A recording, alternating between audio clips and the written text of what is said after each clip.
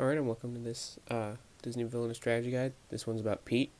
So, this one was voted for. There was a tied vote between Pete and I believe Ratigan. So I'm going to be going over this one first, and then next week I'll cover Ratigan. So, yeah, let's just get right into it. Alright, so his objective is to complete the 4 selected goals. So, it's a tad misleading, but essentially you have 5 goals that you mix up and randomize before each game. And the main, essentially the main goal is to complete 4 of them. Now, there's 5 of them, really, but one goes at every location. There's only 4 locations, so one of these will not be used every game. So, yeah, basically, these are the goals. I'll go over them in a bit, but,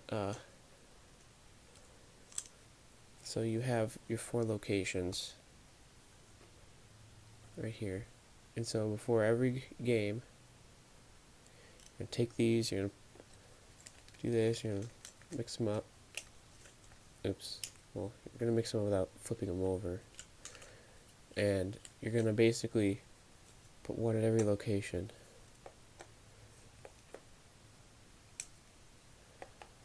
Like that. So this one wouldn't be used. So this one you can look at and you can be like, okay, I don't have to do this one. And you can put it off to the side. So when you're playing as Pete, you can flip them over and you can look at them. But you have to make sure that your opponent can't see these. These are supposed to be secret. This is so when you're trying to complete the goals, your opponent doesn't know exactly what you're doing. But if your opponent has played as Pete and they know all the goals, they can kind of get an idea. So basically, each goal is relatively simple. Some activate at the start of your turn. Some get completed when you're at that location and you fulfill a requirement. So you can kind of think of these like mini conditions, but conditions you have to meet yourself. So the first one is roundup. Start your turn with allies totaling 10 or more strength at this location. This one's relatively okay, essentially, because Pete has 1,000,000 allies in his deck. He's got an absolute ton. I'll show you in a second. But yeah, so basically,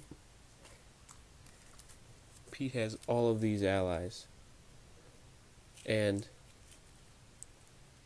a lot of them are quite strong. So having 10 or more strength at that location is very possible.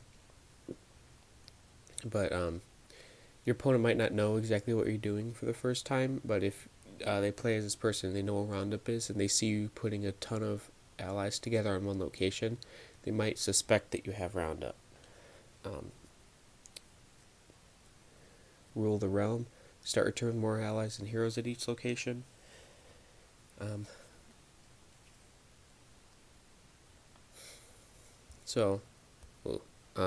If you have this on a location, you have to have more allies and heroes, which essentially means you need to have one at every location, unless there are heroes.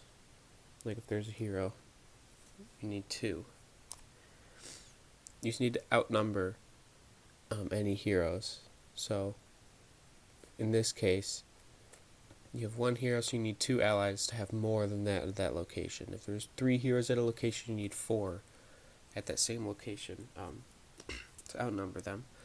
So that's essentially what this goal is. This one starts at the start of your turn. Both of these start at the start of your turn. So if you have more heroes or allies and heroes at every location, you start your turn, you rule the realm. Next up is power play. Spend at least 6 tokens in one turn while Pete is at this location. So, depending on what location this is, it might look impossible. Because, yeah, there's a play 2 card location here, but there's the only other spaces are play 1 card. So, what if it's here, right? So, what you can end up doing is, well, since no card in his deck costs 6 power, but you have bandits, and now bandits are basically going to be your best friend in this game, because they can basically be used for really anything. So we have bandits. We have an absolute ton of these, and that's because of the ability. It allows you to play any number of bandits as a part of the same play a card action. So if you use that play card action and you have more bandits in your hand, you can play them all. And they don't have to be played to the same location. They can all be played separate locations, or if you really wanted, they can all be played to the same location. So that's a good thing. But keep in mind that since it's 6 power, you need to have 3 bandits in your hand. Now, that's not that hard to have, especially because there's so many of these. And because there's a lot of cards that allow you to put cards on the top of your deck or at the bottom, so that you either won't see the cards until a while, or you will see them soon. So, yeah. So there's a lot of things you can do. Like, if you have all 3 of these, and you have power play, and you have 3 bandits in your hand, you could actually complete this goal, but you have to be at the location. You have to be there. So, let's say I'm here. I do the play a card action to play these 3. I have to have 6 power, of course. So I have the 6 power. What I can do is I could try and just get a head start on Rule the Realm by playing those there to like get 3 locations done, because I have no heroes out. Or I can stack all 3 of these and get this to 9 out of 10. So there's like a lot of things you can do, and basically I'm getting this one almost complete at the same time I'm completing this one. So that goes out, and I just have these 2. And then this one, I just need one more ally.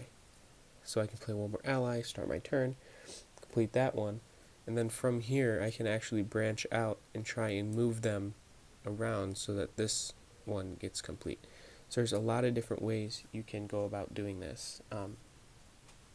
It's all about how you see certain things, like pattern recognition. If you see you have 2 goals, like one can help the other, try and complete the one that can help the other.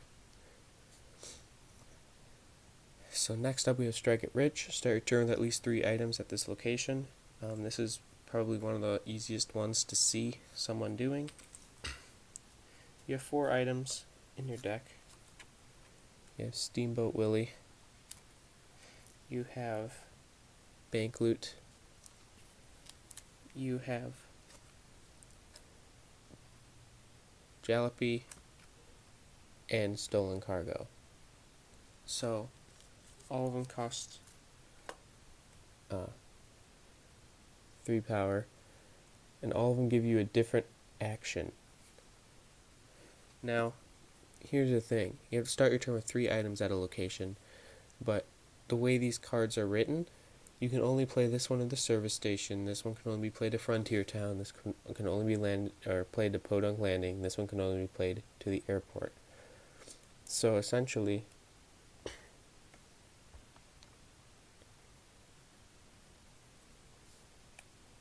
they all go to different locations.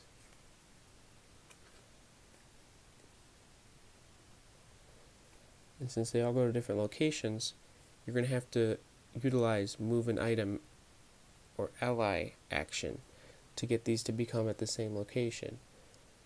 So if Strike It Rich was at this location, I would have to move 3 items. Now, if you were an opponent, you see that they're stacking items on top of each other, you should know for sure this one's Strike It Rich, because they wouldn't go through paying tons of power to move and then move them all to one location if it wasn't for a goal. But there's also the possibility of maybe they just want to use this location as a super like a super great location, because now you can gain 3 power, play 2 cards, fate someone, and then discard as many cards. Meanwhile, this location is almost just the same, but you can't fate. So there's a lot of different things you can do with it. So that's this goal. And then the last one is called Win Big. Win Big is you gain at least 4 power from play a game at this location. So play a game is an effect, and essentially what it does is it allows you to reveal the top 2 cards of your deck, gain power equal to the sum of their costs, and then discard them. So basically, to win big, you have to be at that location, play a game, and then you have to draw 2 cards and hope that the cost of the 2 cards put together is 4 or more. That's not that difficult, especially when you have a ton of bandits and 4 items that all cost 2 power or more. If you even discard play games, you can even get enough power. You just need to have an average of 2 power across both cards. So if one card's 1, the other card has to be at least 3. This is very possible to lose as well, so you just got to make sure that you really never give up, because this one can take a few tries, especially if you have a lot of your expensive cards already out, because there's still quite a few cards that don't even meet the requirement, except for Airstrike. But yeah, so you just got to keep that in mind. So you have to be at the Win Big location and then play Win Big, or play a game with a play a card action, and then you can do this. So this is possible to win turn 1, but yeah, so that one's, yeah, so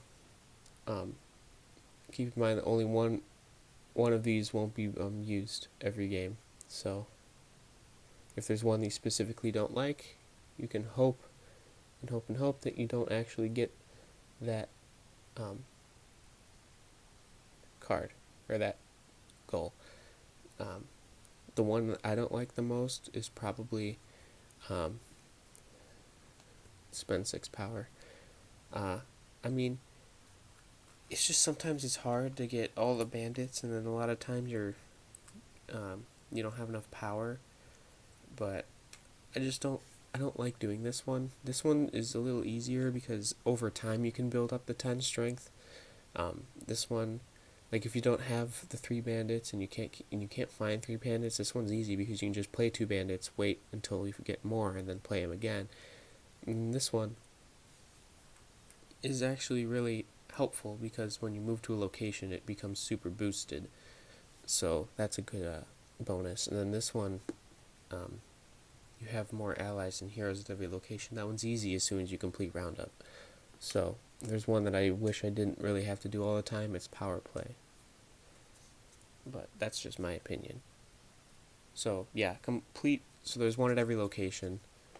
It says complete the 4 chosen goals. They're not chosen, they're randomly assigned. Just keep that in mind. And basically, you complete all 4 of them, complete every single one at the location, you win the game. Simple as that. So, yeah. I'm going to go over the board now. That was just his objective. So, his board, Frontier Town, you get to play a card, gain 2 power, move an ally or item, or vanquish. Relatively standard. You get to play 1 power, play a card, or get 1 power, play a card, fate, and then discard any cards. You have play an ally or item, fate, gain a power, and then play a card. Then lastly, at Podunk Landing, you have discard cards, play a card, gain 3 power. So, relatively simple. Keep in mind, you need this and this at some point, because at some point you're going to have to be moving things around. Because it's easier to move around allies you already have to complete a goal than it is to play new allies. So, yeah, that's just a really general thing to keep in mind. Fading is also important because Pete can be slow at times, so you got to make sure that he's getting help, or at least putting pressure on his opponent, so that the opponent doesn't get so far ahead that even if you do fade, it wouldn't really do anything. So you got to keep in mind a lot of things. So I'm going to go into his deck now. Alright, his deck, I'll start with the bandits. They're the easiest to do. Basically, I already went through with them. I just got to touch on one last thing. Yeah, you can play as many of these as you want from a card action, so the max you can play in one turn is 4, because that would be the size of your hand. They cost 2 power, so yeah, you would have to play. So if you played 4 of them, you would need to pay 8 power, because it's 2 times 4. And then they have 3 strength, so they're the strongest ally in your deck. And they're also pretty much the most important, because you can play them anywhere. Play them at one location to stack up power. You can play them at all 4. So if you had a handful of bandits, you could essentially complete this condition in one turn. You can complete this condition, and you can also set up to complete that one. If you have 4 of these in your hand, you could either choose to put 1 at every location. You can choose to put the ball on one location, because 4 times 3 is 12. So if you put 4 on one location, that location would have 12 power. And then if you put 4 down, you're paying more than 6 power, so you can complete this one. So yes, that is possible, but at the same time, there's a ton of them. So you have about 7 bandits. So the most I really end up with is 3 in my hand, which is totally fine, because there's other allies that you can actually have, and the other allies are actually a little more helpful in terms of doing things for you. But yeah, so that's the bandits. They're really good. If you get bandits, don't discard them, because they can always be used. Next up, we have Parrot. So parrots, we have 3 of them, and these are really good. When parrot is played, choose a card from your discard pile and put it in your hand. So if there's cards you need that got discarded, either by you needed to vanquish someone, or they're discarded by play a game, you can get them back. This is especially helpful if one of your items gets discarded, because you have 4, but at times you need 3. So if one gets discarded and then another one gets discarded, either by play a game or you just needed the hand room, with Parrot you can get it back. Parrot can do anything, it can get anything back, so yeah, there's a lot of things you can do with it. So yeah, you get 3 of these. 1 power or 1 strength, cost 1 power, so they're not strong by any means, but 1 parrot at a location with 3 bandits could complete the goal that allows you to have 10 power at a location. Horse now. Horse is another good one. When horse is played, you may move an ally or item in your realm to any location. So this one is good if you have goals where you need allies at certain locations. like these two. If you went the way where you complete this one first, where you have more allies and heroes at every location, horse can be a good way to move ones that are furthest away from a location to a main location to stack them up. So this can be used to stack up allies that were all spread across your board, or you can use roundup, which you start with having 10 strength allies at a location. You can use horse to spread them out, so you can have allies at one location, play the horse at another, and then move an ally from this location to your third location.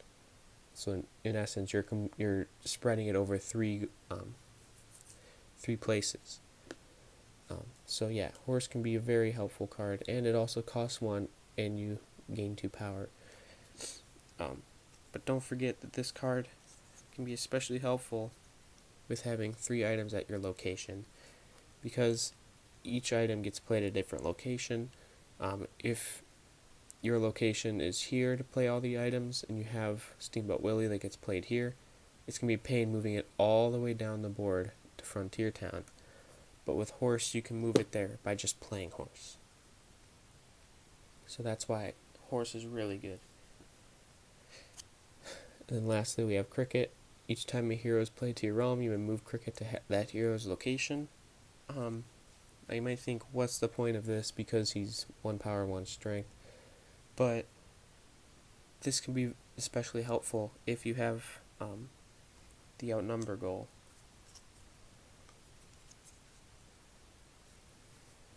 Because if you have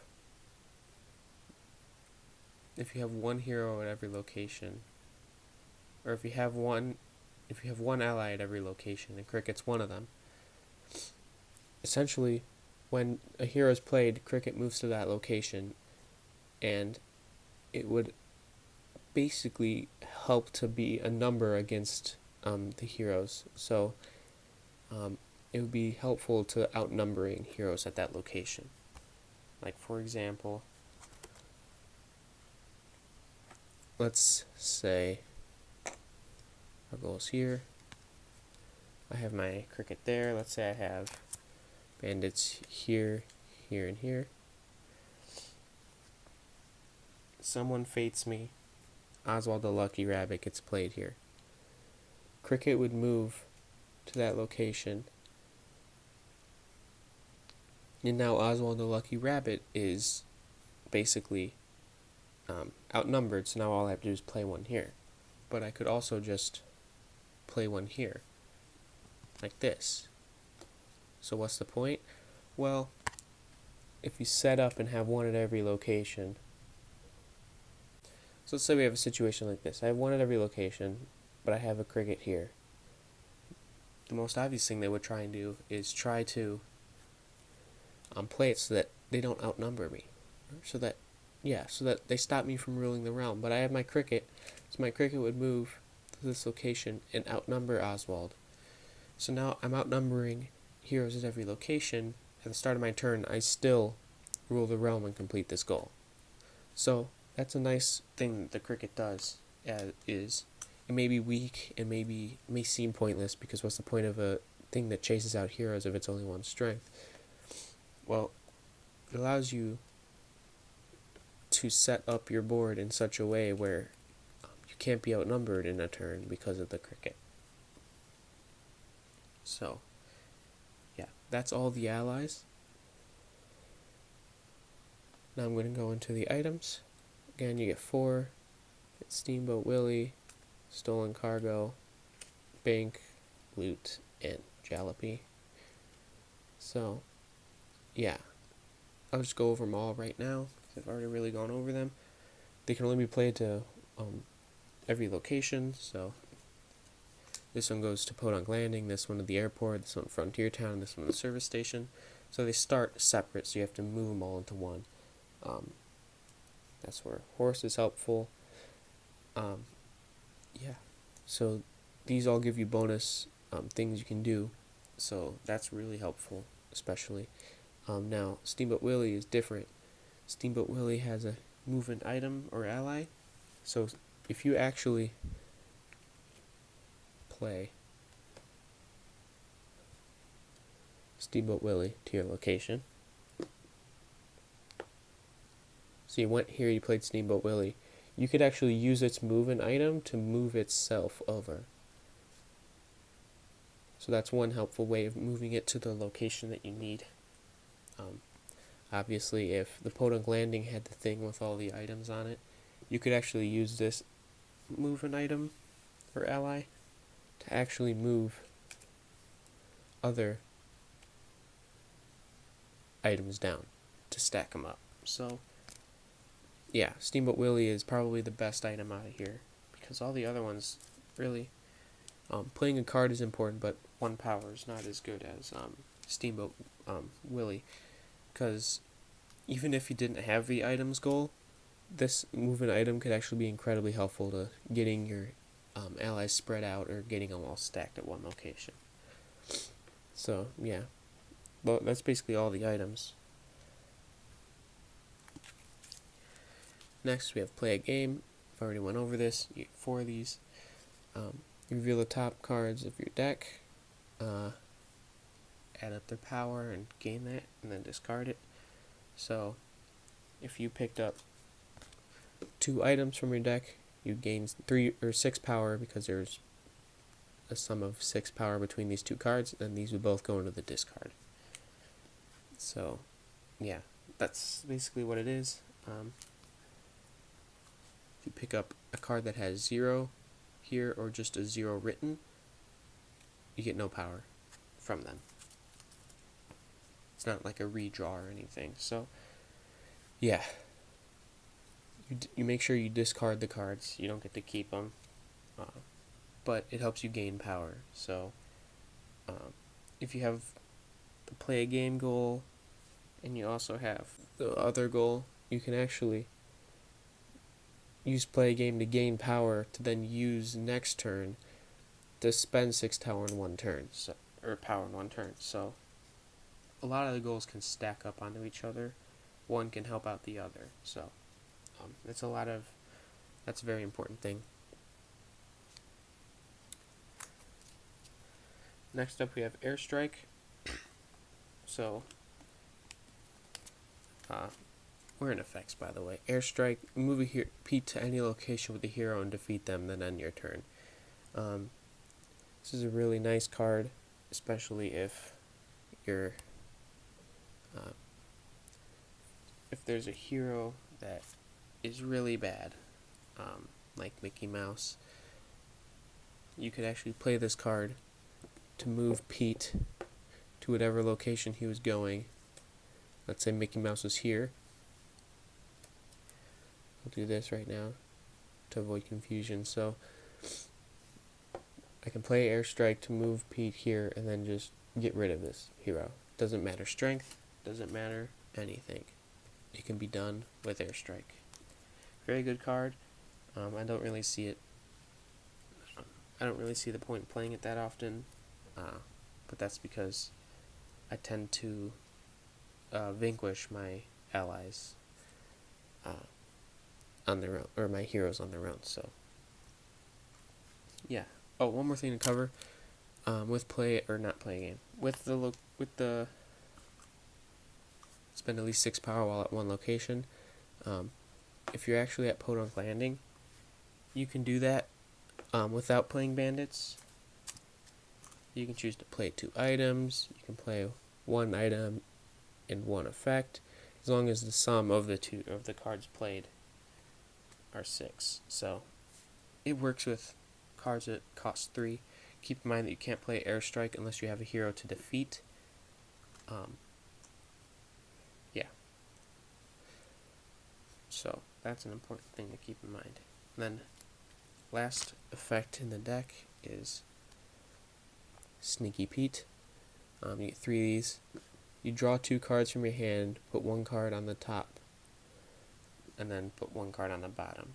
So if you have a hand of 4 cards, and this is one of them, you play this card, and then you draw into a hand of 5, because you would have 3 cards in your hand, plus 2 is 5.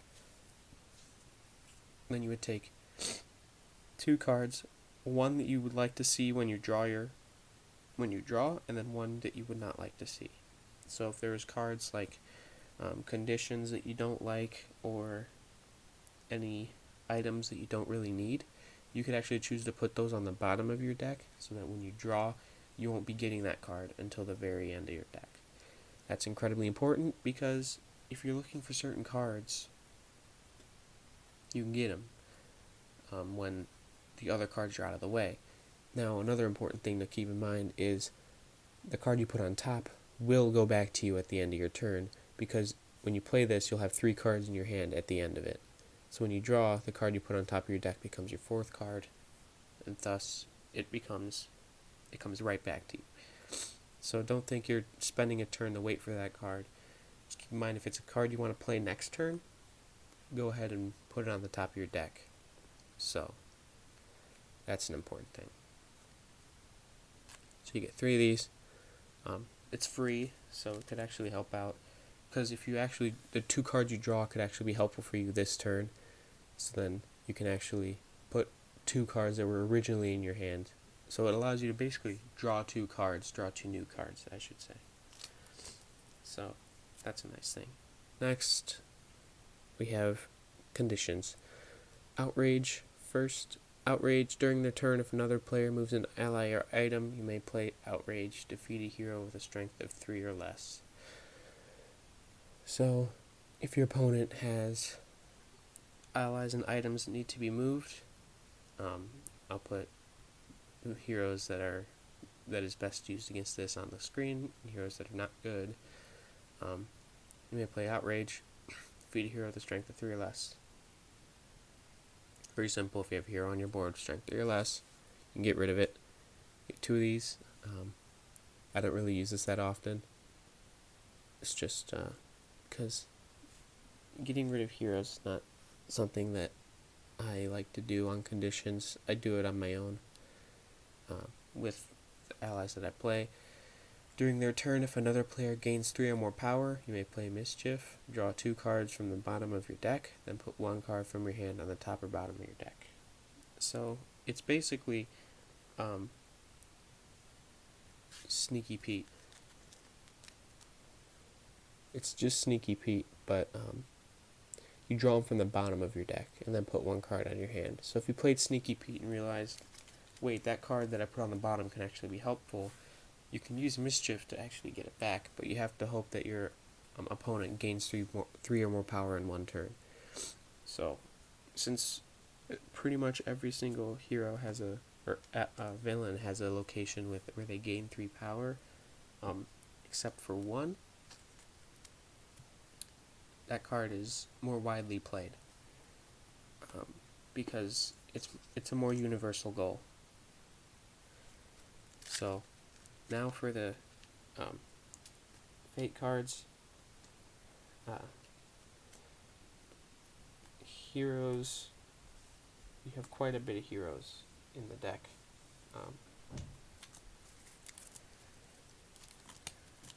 You have 8 heroes. I'll go over them individually. First one we have is Donald Duck. Pete must defeat Donald Duck before defeating other heroes. It's very simple. It's just got to be killed first. This can be a pain because there's even worse heroes in the deck. So Donald Duck should be gotten rid of first. He's 3 strength. Clarabelle Cow. When Clarabelle Cow is played, you may reveal 1 gold token in Pete's realm. So this is how your opponent is able to start seeing your goals, because, well, I had him face up because it's just between you and me, but when you're in the game, the goals will be flipped like this, and then you can peek at them, then put them down. So your opponent doesn't know what you have. But if they play Clarabelle Cow, they choose a token and they flip it over, and then they know what you have to do. So then they know how to go about trying to fate you to mess up your game.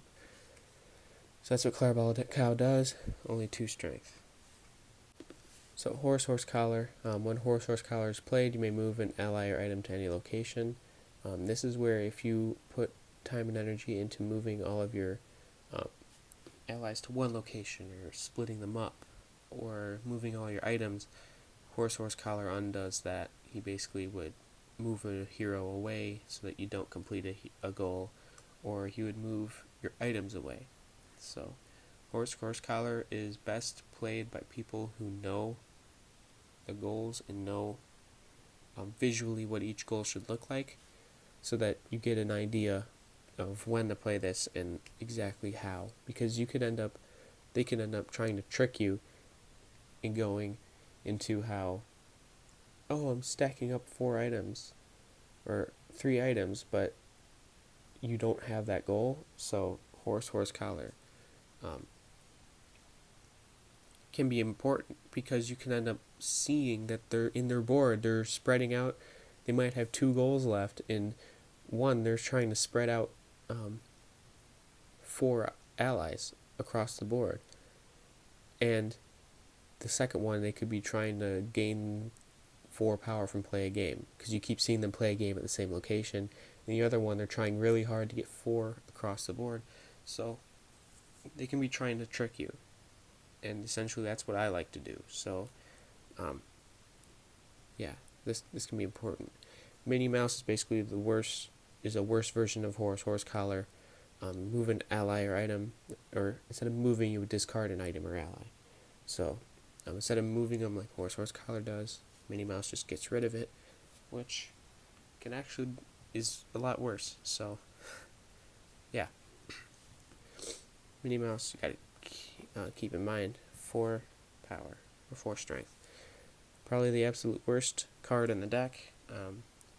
Mickey Mouse, you can't complete goals. So as long as Mickey Mouse is in the realm, you can't complete goals.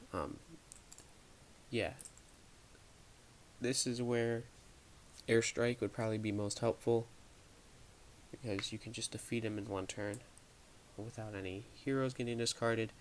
But the worst part about Mickey Mouse is if you're going to vanquish with heroes or with allies, you're going to be using quite a few allies to get rid of Mickey Mouse, because of he's strong. So that's a pain, especially when you're trying to get allies to all your locations or put them all into one. So yeah, but you can't do anything if Mickey Mouse is on the board. Yeah. So if anything, get rid of Mickey Mouse, because you need to. Oswald the Lucky Rabbit. The amount of power the peak gains from play a game is reduced by 1 power. Yeah, this is kind of why I like doing play a game first, get it out of the way, because later in the game, Oswald is more likely to be played. So I like to get play a game out of the way. But if I don't, Oswald Lucky Rabbit is played. Yeah. If I play a game, I would have to get 5 power from one location, because 5 power from the cards, I should say. Like this. Because 5 minus 1 is 4, so I would still complete the goal. But instead of having an average of 2, you'd have to have 1 with 3 and 1 with 2. So, yeah, that's what Oswald does. He's only 2 strength, so he's easy to get rid of as well if you need to. Pluto, when Pluto is played, you may move an item in Pete's realm to Pluto's location.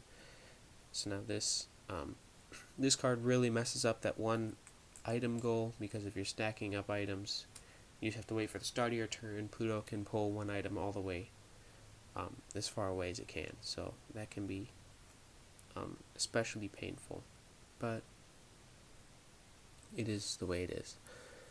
2 power. Goofy. When Goofy is played, you may switch the locations of 2 adjacent goal tokens, or move 1 goal token to an adjacent location without a goal token.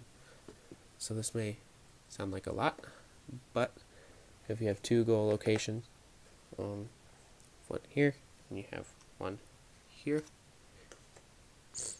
Goofy can be played anywhere. So if he's played anywhere, your opponent chooses to swap these 2, so they can swap these 2. This can be especially bad if you have all your heroes or all your allies stacked up on one location, and they just swap it around, because now you have to move all of your allies over.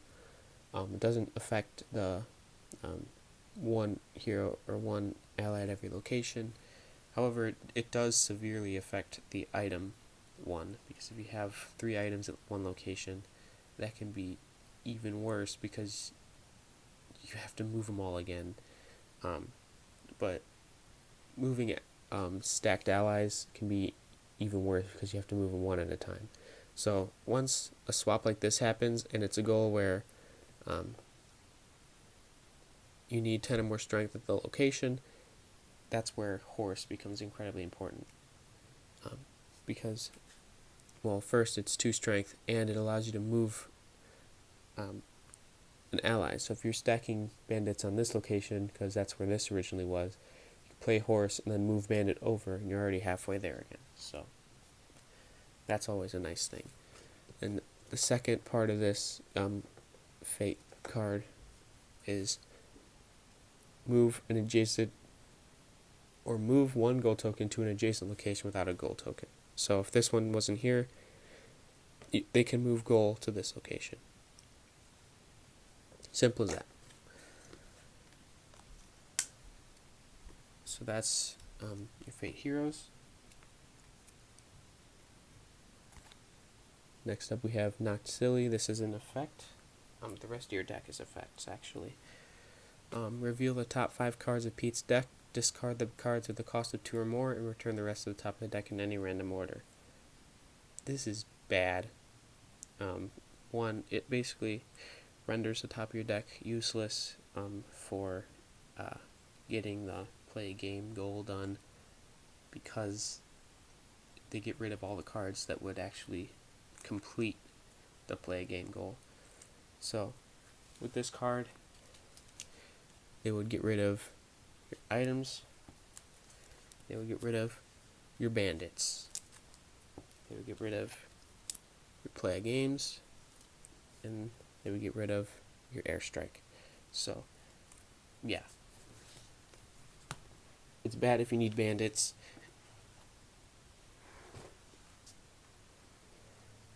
And it's even worse if you need steamboat or any items.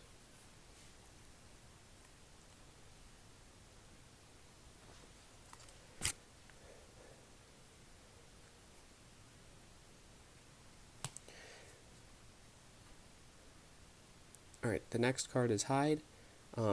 With Hide, you get to discard a bandit from Pete's realm. So, very simple. You have a million bandits on your board. Hide just gets rid of one. It's actually really not that bad if you have a ton of them out. Okay, with Outlawed, Pete loses up to 2 power. You may reveal 1 gold token in Pete's realm. So, this is relatively simple. If Pete loses 2 power, then he can't complete a lot of goals. So, it's kind of important that you stay away from this card if you're playing as him, because if you lose 2 power, you lose the ability to play a certain bandit, or even lose the ability to play an item, which can be crucial to play on certain turns because your opponent might win really soon. So yeah, and it also just allows you to reveal a gold token, which means just flip it over so everyone can see it. So yeah, that's pretty bad. The last card is Tired. Pete loses half his power rounded down. So if Pete is pulling a Prince John and taking and saving up as much power as he can, to the point where it looks like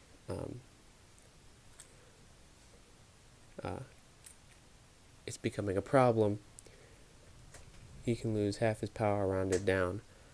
So yeah. Alright, so that's the Fate deck and his normal deck, as well as the explanation of his board and his objective. Now I'm going to actually go into the strategy I use as him. So, yeah. So, while I'm setting up, I like to think about how I'm going to do certain things.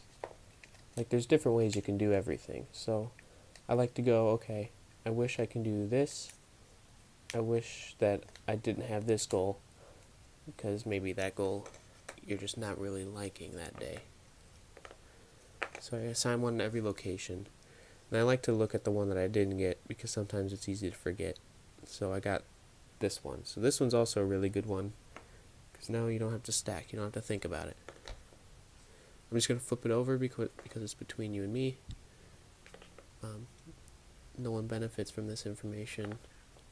So I'm just going to do this so I don't have to keep flipping it over. Just keep in mind that in the actual game these will not be flipped over. Okay, so I have to complete all 4 of these. So I read them, I look through them, I try and see how I can make one do the other. So obviously first one is strike it rich, start your turn with at least 3 items at this location. It's actually a really bad location. This one's best in these 2 because then you just can move 2 items to 1 location instead of moving 1 item 3 locations and then another item 2, like I will have to do for strike it rich unless I get these 3 items.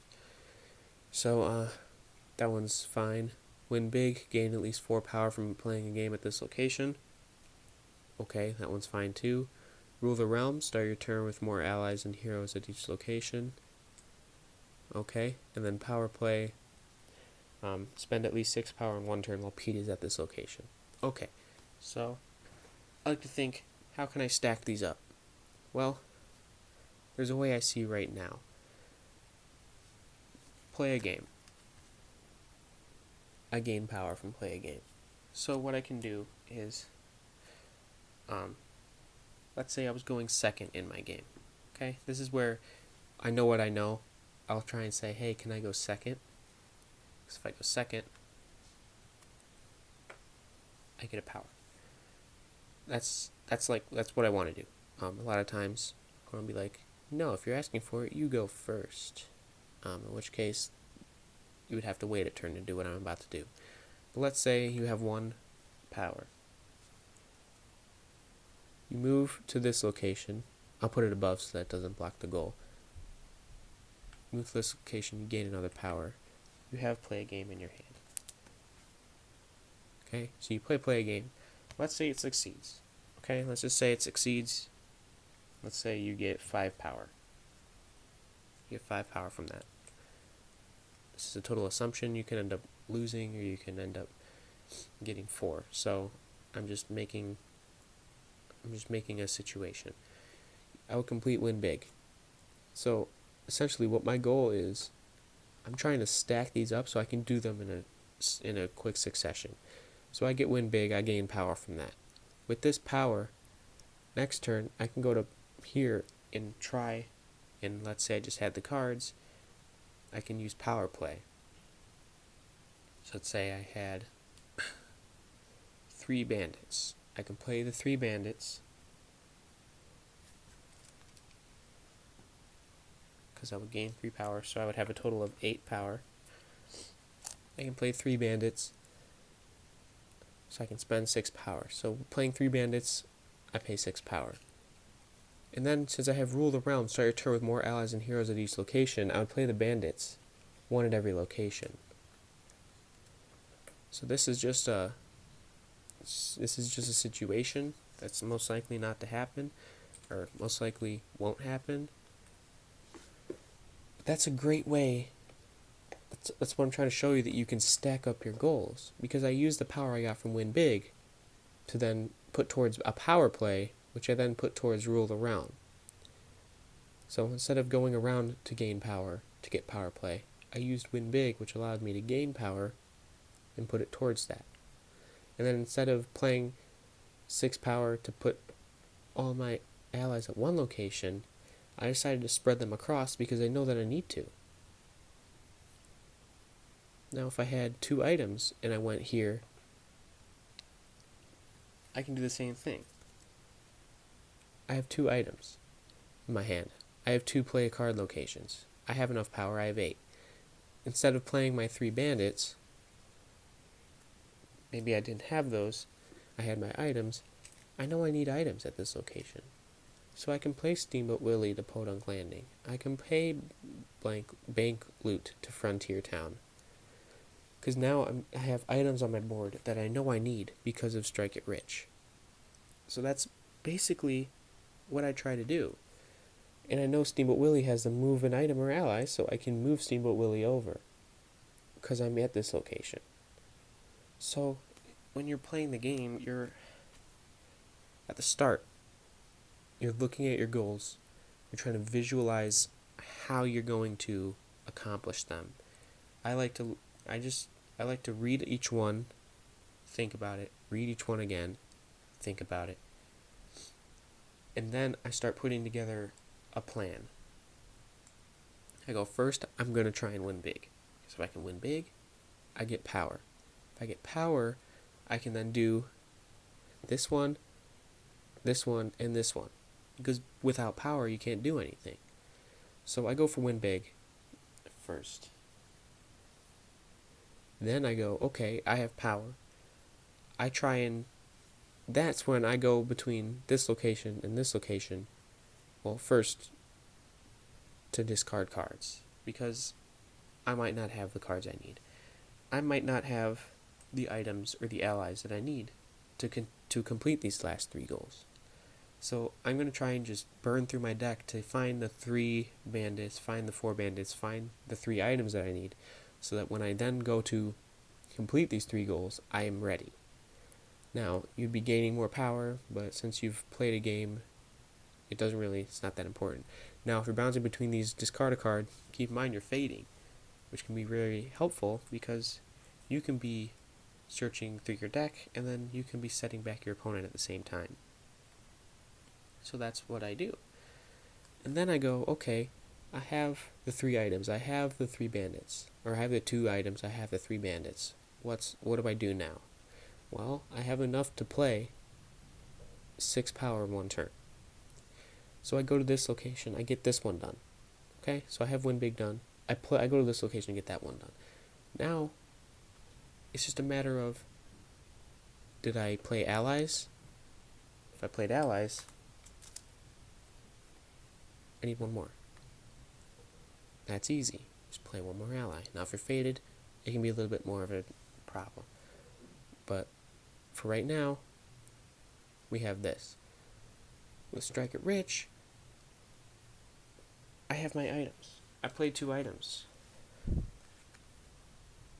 I can start the move, and then I can try and find 1 more item. So, yeah. The thing I cannot stress enough is plan ahead. Try and visualize how one can help the other. Because right here, I just made a train. This one goes to this one, which goes to this one. Or possibility of going to this one. So, with Win Big, it can help you do the power play, which can help you do either of these. So, it's incredibly important that you plan ahead as Pete. You can't just do it as you draw cards. You can't go, oh, I have this card, let me just play this. Because you can end up doing things that can end up hurting you. Like if we had to play a game, but you had no reason to play a game, don't play it. Because you can end up drawing 2 cards that you might need. You can draw bandits that you discard. You can draw items that you discard. You just play a game when you have the goal. Or you absolutely need power. Because if you play it when you don't need to, you're losing out on possible cards that you could need to win. Now, Goofy's a pain because it would swap goals. Now, your opponent doesn't know what these are, so he can swap 2 goals that don't even matter.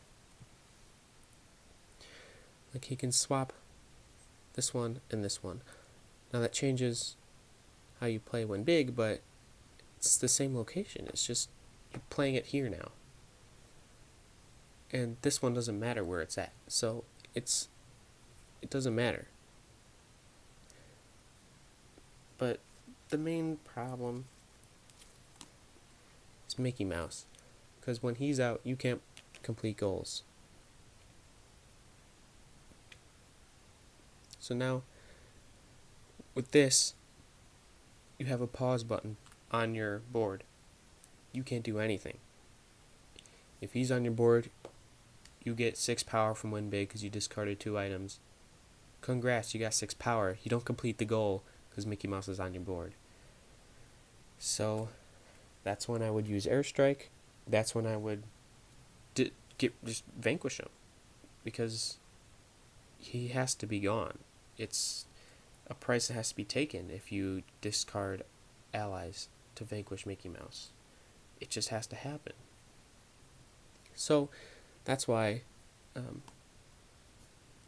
I just vanquished them, because allies are so, there's a ton of allies, and you also have parrots that allow you to grab cards from the discard. So if you discarded 3 bandits to get rid of Mickey Mouse, you can play a parrot to get one back.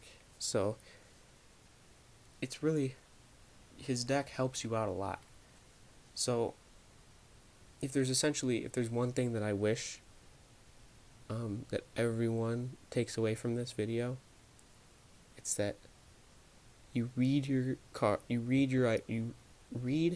objectives, you plan out what order you're going to do them, so that instead of paying 6 power in one turn to play 3 bandits in one location, you can win big to gain the power to speed up how fast you can do power play. Because power play has to be done at least your 3rd turn. Because if you start here, move here, gain 3, move here, gain 1, move here, gain 3, then you'll have 7. That's assuming you don't play anything. So that's why power play is bad. But if you win big, let's say you start your hand with play a game and 3 bandits. You move your hand, you move to win big, you end up getting 4 power from win big. So you go second, you have 1 power. You move here, you gain a power, you play a game. Let's say you get 4 power from that. So I'll just turn that 2 into 4. Then you complete that goal. You move here, you gain 3 power. Look at that. Turn 2, you have 7 power, enough to play your 3 bandits to complete this. So essentially, on your 2nd turn, you'd have 2 goals done, you'd be 50% done, and you'd be 75% done with that one. So you can easily see how, if you plan ahead and you have the right luck, you can end up getting an incredible head start on your opponent, because their opponent might have only been able to play 1 card. And here you are, 2 goals completed in 2 turns, with a 3rd one almost done. So you can see how, well, obviously this requires an incredible amount of luck to have 3 bandits and play a game in your hand starting turn, but you can see how even the simplest planning ahead can speed it up. Because if you were like, I'm not going to do win big yet, I'm going to focus on power play, it takes 3 turns to even get enough power to do that, but with win big it helped you out. So that's essentially what I want you guys to take away, is to try and string them together into one big thing that can really work for you. So yeah, that was a long lecture, but I hope it was at least helpful. I felt kind of repetitive, but oh well. You can just skip through a lot of it if you really wanted to. So yeah, that is my Peach strategy guide. I hope everyone got something out of this. It was fun to make. Yeah, so join my Reddit, it's in the description. I do polls.